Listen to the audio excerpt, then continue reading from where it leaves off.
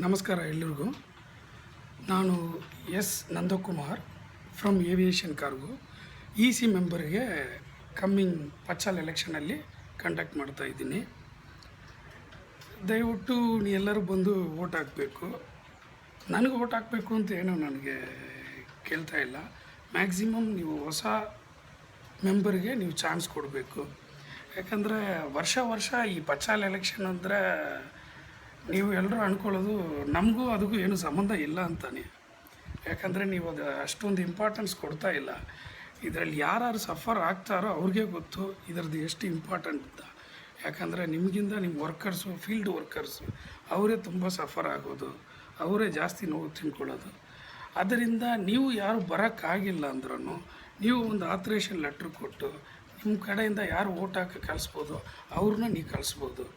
ಯಾಕಂದರೆ 20 ವರ್ಷದಿಂದ ಯಾರು ಏನು ಚೇಂಜ್ ಮಾಡಿಲ್ಲ. ಈಗ ಹೊಸದಾಗಿ ಏನಾಗುತ್ತೆ, ಕೆಲವು ಥಿಂಗ್ಸ್ ಚೇಂಜೇ ಆಗಲ್ಲ ಹಂಗೂ ನೀವು ಅನ್ಕೊಬೋದು. ಯಾಕಂದರೆ ಇಟ್ ಈಸ್ ಆಲ್ರೆಡಿ ಆಗಿದೆ. ಇದು ಕೆಲವುದು ಚೇಂಜ್ ಆಗಲ್ಲ, ಮಿಕ್ಕಿದೆಲ್ಲ ಹೆಂಗೆ ಚೇಂಜ್ ಆಗುತ್ತೆ ಅಂತ ನೀವು ಅನ್ಕೋಬೋದು. ಹಂಗೆಲ್ಲ ಅನ್ಕೋಬೇಡಿ. ವೋಟ್ ಹಾಕೋದು ನಿಮ್ಮ ಕರ್ತವ್ಯ. ಅದನ್ನು ಕರೆಕ್ಟಾಗಿ ಒಂದು ವೋಟ್ ಹಾಕಿ. ಬರೀ ಒಂದು ಸ್ಮೈಲ್ಗೆ, ಒಂದು ಹ್ಯಾಂಡ್ ಶೇಕಿಗೆ, ಒಂದು ನಮಸ್ಕಾರಕ್ಕೆ ವೋಟ್ ಹಾಕೋಕ್ಕೆ ಹೋಗಬೇಡಿ. ಇದೇನು ಬಂದು ನನ್ನ ಸ್ಮಾಲ್ ರಿಕ್ವೆಸ್ಟು.